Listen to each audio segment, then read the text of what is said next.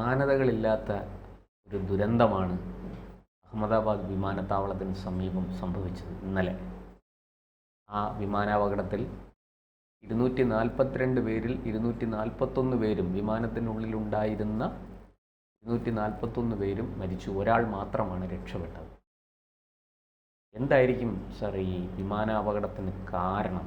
നമുക്കതിൻ്റെ സാങ്കേതികത്വത്തിലേക്ക് പോയില്ലെങ്കിലും അതിൻ്റെ ഒരു പ്രാഥമികമായ വിലയിരുത്തൽ നമുക്ക് എന്തൊക്കെ സൂചനകളാണ് ലഭിക്കുന്നത്?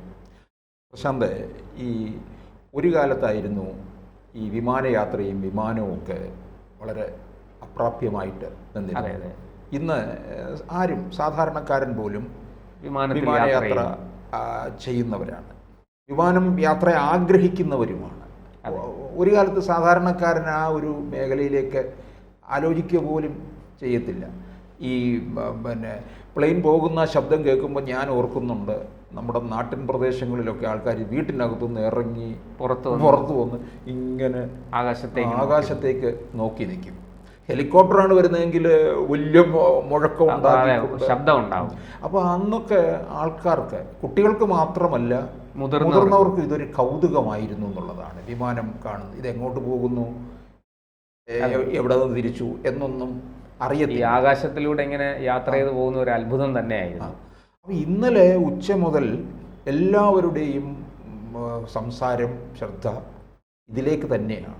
അഹമ്മദാബാദിൽ നിന്ന് ലണ്ടനിലേക്ക് പോയത്. പിന്നെ നമ്മൾ ഒരു കാര്യം കൂടി മനസ്സിലാക്കണം, ഈ ലണ്ടനിലേക്കൊക്കെ ഇന്ത്യയിൽ നിന്ന് ധാരാളം പേര് വരികയും പോവുകയും ചെയ്യുന്നുണ്ട്. കേരളത്തിൽ നിന്ന് പോലും UK ധാരാളം പേര് പോകുന്നതിൽ നല്ല പങ്ക് പഠിക്കാൻ വേണ്ടി പോകുന്ന കുട്ടികളുണ്ട്. നഴ്സിംഗ് പോലെയുള്ള ജോലികൾക്ക് നഴ്സിംഗിന് ധാരാളമുണ്ട്. UK-ലും US-ലുമാണല്ലോ ഈ പഠനവും ജോലിയുമായിട്ട് കൂടുതൽ പോകുന്നത്. അപ്പോൾ ഈ ലണ്ടനിലേക്കുള്ള, പണ്ടൊക്കെ നമ്മൾ ഇങ്ങനെ ഒരു വാർത്ത കേട്ടാൽ ലണ്ടനിലേക്ക് പോയാ അവിടെ ആരെങ്കിലുമൊക്കെ ആയിരിക്കും, നമ്മളത് അത്ര ഇതാകത്തില്ല. പക്ഷേ ഇന്ന് ലണ്ടനിലേക്ക് ഇവിടെ നിന്ന് ലണ്ടനിലേക്ക് പോയാന്ന് പറഞ്ഞാൽ നമ്മുടെ ഇവിടെ ഈ എറണാകുളത്തോ തൃപ്പൂണിത്തുറയോ തിരുവനന്തപുരത്തോ നടന്ന ഒരു അപകടം പോലായിട്ടാണ് നമ്മൾ കാണുന്നത്. അത്രയും ബന്ധം നമുക്ക് ഉണ്ടായി എന്നുള്ളതാണ്. ഈ പുതിയ കാലത്തിൽ ലോകത്തിൻ്റെ ഈ ദൂരം കുറഞ്ഞില്ലേ, നമ്മുടെ കൈക്കുമ്പിളിലായി. അപ്പോൾ ഇതിനകത്തെ കാര്യങ്ങൾ അറിയാൻ പലർക്കും ആകാംക്ഷയുണ്ട്. ഇതിനകത്ത് ഇതെന്ത് പറ്റി, ഇത് ടേക്ക് ഓഫ് ചെയ്ത് നിമിഷങ്ങൾക്കകം, ഏതാനും മിനിറ്റുകൾക്കുള്ളിലാണ്. പക്ഷേ ഈ മരക്കൊമ്പിൽ തട്ടി എന്ന് പറയുന്നുണ്ട് അല്ലേ? പക്ഷേ ഒരിക്കലും ഈ വിമാനത്താവളത്തിനോട് ചേർന്ന് ഇത്തരത്തിലുള്ള മരങ്ങളൊന്നും ഉണ്ടാകത്തില്ല. ഇപ്പം തന്നെ വളരെ നിരീക്ഷണത്തിൽ നിൽക്കുന്നതാണ് ഈ വിമാനത്താവളത്തിനോടൊക്കെ ചേർന്നുള്ള ഇടങ്ങളിൽ ഈ മാലിന്യം കൊണ്ട് ഡംപ് ചെയ്യുന്ന ഒരു രീതിയുണ്ട്. അവിടെയൊക്കെ ഈ വലിയ പക്ഷികളുടെയൊക്കെ ശല്യം രൂക്ഷമാകും. ഇപ്പം നമ്മളിവിടെ തെരുവിൽ മാലിന്യം തള്ളുമ്പോൾ നായ്ക്കളുടെ ശല്യം ഉണ്ടാകുന്നെന്ന് പറയുന്നത് പോലെ ഈ പക്ഷികളുടെ ശല്യവുമുണ്ട്. ഈ പക്ഷികളും പ്രശ്നങ്ങൾ ഉണ്ടാക്കാറുണ്ട്. ഈ പരുന്തൊക്കെ ധാരാളം വരും. പ്രത്യേകിച്ചും ഈ മാംസമാലിന്യം, ഇറച്ചി വേസ്റ്റ് കൊണ്ടുവന്ന് തട്ടിക്കഴിഞ്ഞാൽ അവിടെ വലിയ തോതിൽ അത് തിന്നാൻ ഈ കഴുകന്മാരും പരുന്തും ഒക്കെ ധാരാളം വരും. അപ്പം ഇതിനകത്ത് ഇത് സംഭവിച്ചു കഴിഞ്ഞ സ്ഥിതിക്ക് ഇതിനകത്തെ കാര്യങ്ങൾ അറിയാൻ ഒരുപാട് പേര് ആകാംക്ഷയോടുകൂടി നിൽക്കുക. ഇനിയിപ്പോൾ ഇതിനകത്ത് സാധാരണ കാര്യങ്ങൾ കിട്ടുന്നത് ഈ ബ്ലാക്ക് ബോക്സിൽ നിന്നാണ് കാര്യങ്ങൾ കിട്ടുന്നത്. പേര് ബ്ലാക്ക് ബോക്സ് എന്നാണെങ്കിലും ശരിക്കും അതിൻ്റെ നിറം ഓറഞ്ചാണ്. അപ്പം ഇത് എല്ലാവർക്കും അതുകൊണ്ടാണ് ഈ സമൂഹ മാധ്യമങ്ങളിലൂടെ ഒക്കെ ഇങ്ങനെ അന്വേഷണം നടത്തിക്കൊണ്ടിരിക്കുകയാണ്, എന്താണ് അപകട കാരണം എന്നുള്ളത്. അതിനകത്ത് ഒരു അട്ടിമറി നമുക്ക് സംശയിക്കാം, കൂട്ടി വായിക്കുന്നുണ്ട് പലതും. കാരണം കേരള തീരത്തായിട്ട് തന്നെ 2 കപ്പൽ, ഒന്ന് കപ്പൽ മറിയുന്നു അല്ലേ, ഒന്ന് കപ്പൽ കത്തുന്നു. നമ്മൾ ഈ സമീപകാലത്തൊന്നും കേൾക്കാത്ത തരത്തിലുള്ള കാര്യങ്ങളാണ് കാണുകയും കേൾക്കുകയും ചെയ്തത്. പിന്നെ ഇന്ത്യയിലേക്ക് ഭീകരാക്രമണം നടന്നിട്ട് കുറച്ച് നാളുകളെ ആയിട്ടുള്ളൂ. അപ്പോൾ ഇതൊക്കെ കൂട്ടി വായിക്കുകയാണ് പലരും. കൂട്ടി വായിക്കുന്നവരെ നമുക്ക് തെറ്റു പറയാൻ കഴിയത്തില്ല. അതൊരു നെഗറ്റീവ് ചിന്തയൊന്നും എടുത്തു കളയണ്ട. അല്ല, അത് മാത്രമല്ല സാർ, ഈ നമ്മുടെ ഈ വിമാനങ്ങൾ സംബന്ധിച്ച് കഴിഞ്ഞ വർഷം 2024 നവംബർ 1-നും 19-നും ഇടയ്ക്ക് സിഖുകാരും വിമാനത്തിൽ യാത്ര ചെയ്യരുത്, പ്രത്യേകിച്ചും എയർ ഇന്ത്യയുടെ വിമാനത്തിൽ യാത്ര ചെയ്യരുത്, അപകടമുണ്ടാക്കും എന്നൊരു ആഹ്വാനം അമേരിക്കയിൽ നിന്ന് നമ്മൾ കേട്ടു. ഈ ഗുർവന്ത് സിംഗ് പന്നു എന്ന് പറയുന്ന സിഖ് ഫോർ ജസ്റ്റിസ് സംഘടനയുടെ സ്ഥാപകൻ. ഈ പന്നു നവംബർ 1 തൊട്ട് ആണല്ലോ സിഖ് കലാപം 1983 അവിടെ അരങ്ങേറുന്നത്. 83 ഇന്ദിരാഗാന്ധിയുടെ മരണത്തെ തുടർന്ന് അരങ്ങേറുന്നത്. അപ്പോൾ അതിന് പ്രതികാരമായിട്ട് ഞങ്ങളിത് ചെയ്യും എന്ന് പറഞ്ഞ് ഈ പന്നു പല പ്രഖ്യാപനങ്ങളും നടത്തിയിരുന്നു.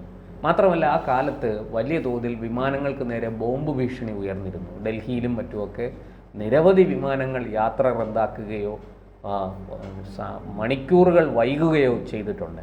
പക്ഷെ കുഴപ്പമൊന്നും ഉണ്ടായില്ല.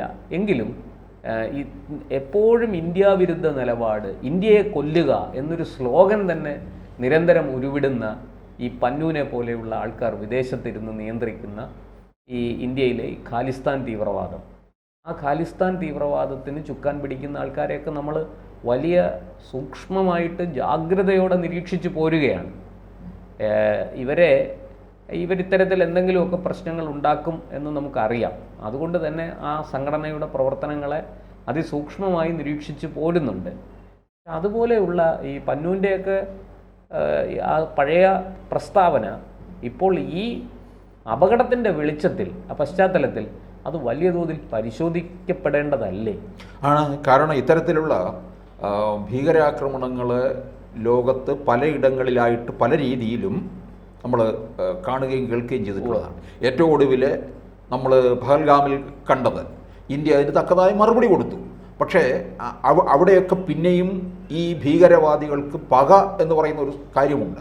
അവർക്ക് കീഴ്മേൽ നോക്കണ്ട, അവർക്ക് മുകളിലാകാശം താഴെ ഭൂമിയായിട്ട് നിൽക്കുന്നവരാണ്, ചാവേറുകളാണ്. അതുകൊണ്ട് ഈ എപ്പോഴും നമ്മുടെ രാജ്യത്ത് സുരക്ഷ കൂട്ടുക, ഇങ്ങനെയുള്ള കാര്യങ്ങളിലൊക്കെ വലിയ നിരീക്ഷണവും ആവശ്യമായിട്ട് വരികയാണ്. അപ്പോൾ ഈ എത്തരത്തിലുള്ള അപകടം സംഭവിക്കുമ്പോൾ അതിനകത്ത് നമ്മൾ പല കാര്യങ്ങളും മുൻ കാര്യങ്ങളൊക്കെ തന്നെ കൂട്ടി വായിക്കും. ഇപ്പോൾ ഒരു ഉദാഹരണം പറഞ്ഞോളട്ടെ. ഇപ്പം എലത്തൂർ ട്രെയിൻ അപകടം, തീവണ്ടി കത്തിക്കൽ അല്ലേ, ആ ഒരു ശ്രമം നടത്തിയത്. അപ്പം ഇതൊക്കെ നമുക്ക് ഇത് വെറുതെ ഉണ്ടായ കാര്യമൊന്നുമല്ല. ഇത് എന്തിനും ആരെയും ഈ മാനസിക നില തെറ്റിയ ഒരാളുടേതാണെന്ന് പറഞ്ഞങ്ങ് കളയുന്ന ഇറാൻ്റെ ഒരു രീതിയുണ്ട്. ആ രീതി നമ്മൾ എടുക്കരുത്. ഇതിനകത്ത് വളരെ ഗൗരവമായിട്ട് തന്നെ കാണേണ്ടതാണ്. അപ്പം ഇതിപ്പം ഒരു കാര്യം പറഞ്ഞു കഴിഞ്ഞാൽ എല്ലാം ഇങ്ങനെ നിഗൂഢമായിട്ട് നിൽക്കുകയാണ്. ഇത് ഈ പറഞ്ഞതുപോലെ നമ്മൾ നേരത്തെ പറഞ്ഞതുപോലെ ഈ ബ്ലാക്ക് ബോക്സിൻ്റെ ഇത് പറയുന്നുണ്ട്. ഏകദേശം ഒരു 4.5 കിലോഗ്രാമാണ് ഈ ബ്ലാക്ക് ബോക്സിൻ്റെ ഭാരമെന്ന് പറയുന്നത്. അത് അപകടത്തിൽ കേട് സംഭവിച്ചാൽ അത് പരിഹരിക്കാനും റെക്കോർഡ് ചെയ്ത ശബ്ദങ്ങളുടെ പ്ലേബാക്ക് സുഗമമാക്കാനും രൂപകൽപ്പന ചെയ്ത ചേസിസ്, ഒരു അണ്ടർ വാട്ടർ ലൊക്കേറ്റർ, ബീക്കൺ, ഇങ്ങനെയുള്ള കാര്യങ്ങളൊക്കെ തന്നെ ആണ് പ്രധാനപ്പെട്ട ഘടകങ്ങളെന്ന് പറയുന്നത്. അപ്പോൾ തീർച്ചയായിട്ടും ഇതിൽ നിന്നായിരിക്കും ഇനി കാര്യങ്ങൾ കിട്ടാൻ പോകുന്നത്. എല്ലാ വിമാന ദുരന്തങ്ങളുടെയും ഒടുവിൽ ഈ ബ്ലാക്ക് ബോക്സ് ആണ് കാരണം അറിയാനായിട്ടുള്ള ഒരു ഏക മാർഗം എന്ന് പറയുന്നത്. ഇനിയിപ്പോൾ അതിലേക്കായിരിക്കും കാര്യങ്ങൾ ചെന്നെത്തുക. മറ്റ് പ്രാഥമികം ആയിട്ട് ചില കാര്യങ്ങളൊക്കെ നമ്മൾ പറയുകയൊക്കെ. ഏതാണ്ട് 695 അടി ഉയരത്തിൽ നിന്ന് ഒരു കല്ല് നിലത്തേക്ക് വീഴുന്നത് പോലെയാണ് ആ വിമാനം വീണതെന്നാണ്. 695 അടി എന്ന് പറഞ്ഞാലും നല്ല അതെ ഉയരമുണ്ട്. പക്ഷെ അത് പരിപൂർണമായിട്ടും ടേക്ക് ഓഫ് ചെയ്ത് അതിന്റെ സഞ്ചാര പഥത്തിലേക്ക് എത്തിയിട്ടില്ല. അപ്പോൾ നമ്മൾ വിചാരിക്കും ഇത്രയും വലിയ അപകടത്തിലേക്ക് അങ്ങ് പോകുമോ എന്ന് ആലോചിക്കും. അല്ല, അത് ഇതില് നിറയെ ഫ്യൂവൽ ഉണ്ടായിരുന്നു, ഇന്ധനം നിറയെ. അതാണ് ഈ അപകടത്തിന്റെ തീവ്രത ഇത്രയും പറഞ്ഞത്. യാത്ര പുറപ്പെട്ടല്ലേ ഉള്ളൂ. അതെ, യാത്ര പുറപ്പെട്ട ഉടൻ തന്നെയാണ്. അപ്പോൾ ഇത്രയും ഫ്യൂവൽ ഇതിൽ നിറഞ്ഞിരിക്കുന്നത് കൊണ്ട് തന്നെ അപകടത്തിന്റെ തീവ്രത വളരെയധികം കൂടും.